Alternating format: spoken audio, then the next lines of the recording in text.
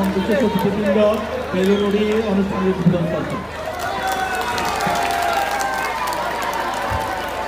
প্রতি বসন্ত পেরিয়ে জালালপুর উচ্চ বিদ্যালয়ে পৌষের হিমেল হাওয়া ও ঘন কুয়াশার চাদর মুড়ি দিয়ে বাংলার গ্রাম ও শহরে পথে প্রান্তরে দাপিয়ে বেড়াচ্ছে শীত। শীতের দাপটে সবকিছু জবুতবু। ঠিক এমন সময় জালালপুর উচ্চ বিদ্যালয়ে উদযাপিত হতে যাচ্ছে গৌরবের ৭৫ বছর পূর্তি উদযাপন অনুষ্ঠান।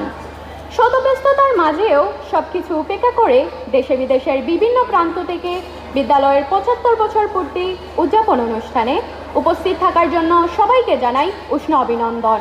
কাজে যারা আপনারা দেশ বিদেশ থেকে এই জালালপুর উচ্চ বিদ্যালয়ের ৭৫ বছর পূর্তি উপলক্ষে ছুটে এসেছেন, এটা শুধু স্মৃতির বন্ধন নয়, এটা প্রীতিরও বন্ধন। প্রীতি এবং স্মৃতি শেষ বিচারে একই। আমাদের দেশে হিন্দু মুসলিম দাঙ্গা হয়ে গিয়েছে, জল বলবো না পানি বলবো, কিন্তু স্মৃতি আর প্রীতির মধ্যে কোনো দাঙ্গা হওয়ার সম্ভাবনা নেই।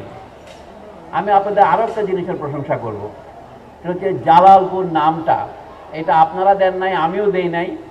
এই নামের মধ্যে ইতিহাস বিধৃত হয়ে আছে। আপনারা সকলেই জানেন, বিশেষ করে তরুণেরা, যে পুর মানে হচ্ছে শহর। এই জন্য আমরা বংশকে পুরুষ বলি, শুধু মেইলকে পুরুষ বলে না, জেনারেশনকে পুরুষ বলে। তোমার 14 পুরুষের ভিটায় আমি ঘুঘু চড়িয়ে ছাড়বো। এটা আমাদের 14 নয়, 72 পুরুষের ভিটা। এই পুরুষ মানে হচ্ছে যেখানে পুরের উষ হয়েছে, উষ মানে সূত্রপাত, উদয় হয়েছে। সকালবেলাকে উষা বলি যেমন, অনুরূপভাবে যেখানে মনের উৎস হয়েছে সেটাকে মানুষ বলে, মনুষ্য বা মানুষ। এটা বলার জন্য বলছি, অন্য প্রাণীর কাছ থেকে মানুষ আলাদা হয়েছে তার মনের কারণে। 1979 আর 80 সালে আমি এই স্কুলের ছাত্র।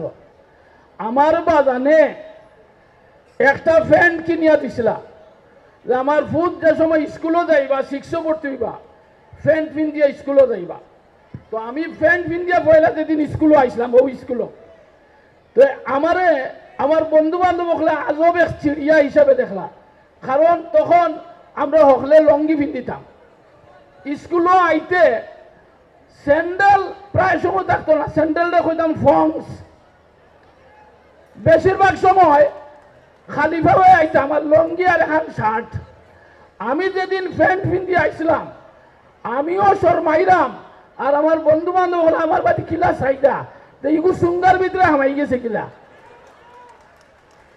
তো আমার যখন এই স্মৃতি মনে হয়, তখন আমি পরবর্তীতে একটা গান বানছিলাম, অচিনপুরি বদলে গেছে, লুঙ্গি সাইরা ফ্যান্ট ধরেছে, বাবু সাইদাছে, সহজিয়া জীবন যাপন, অন্তর খোলা চলন বলন ভুলিয়া গেছে, শিশুকালের মতন মাগো আবার করো খবরদারি, মোটা সাইলের ভাত মায়ের রান্না তরকারি, মজা কইরা খাইতাম আমরা, করতাম কাড়াকাড়ি।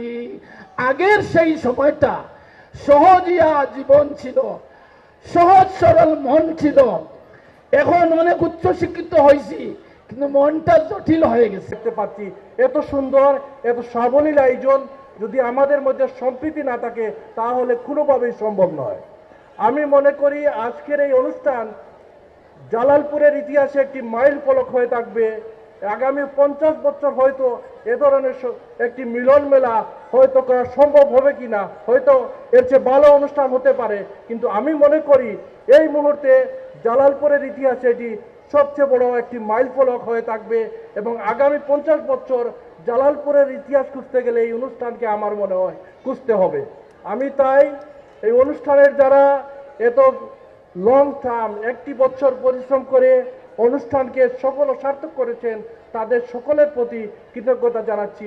৭৫ বছর মেঘে মেঘে অনেক বেলা, এই স্কুল ৭৫ বছর পূর্ণ করেছে। নিশ্চয়ই অনেক ছাত্রছাত্রীর তারা জীবনে প্রতিষ্ঠিত হয়েছেন, তারাও আজকে অনেকে এখানে এসেছেন। আমি একজন শিক্ষক, কেবল শিক্ষকতাই করেছি গত 40 বছর, তারপর 7-8 বছর থেকে অবসর জীবন যাপন করছি। একটা কথা আমি সবাইকে সবসময়ই বলতাম, আমার ছাত্রছাত্রীদেরকে, সেটা হচ্ছে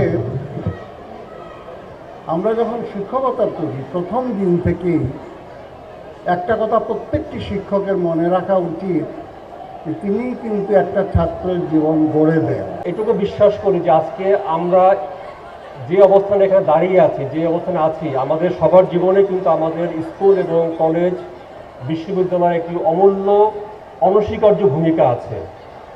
এবং যেটা একটু আগে স্যার বললেন, কামাল স্যার বললেন যে আমাদের শিক্ষা প্রতিষ্ঠান আমাদেরকে স্বপ্ন দেখায়। আমি এটা বিশ্বাস করি যে আমি যদি ঢাকা বিশ্ববিদ্যালয়ে পড়তে না পারতাম, আমি হয়তো আজকে এখানে এই অবস্থানে আসতে পারতাম না। আমি এটা স্বীকার করি এবং আমি এটা বিশ্বাস করি। একটি স্কুল শুধু শিক্ষার্থী তৈরি করে না, একটি স্কুল কিন্তু একটি এলাকার, একটি মহল্লার, একটি কমিউনিটির আর্থসামাজিক উন্নয়নে, মেধা মননের বিকাশে অনেক রকমের ভূমিকা রাখতে পারে এবং রাখে।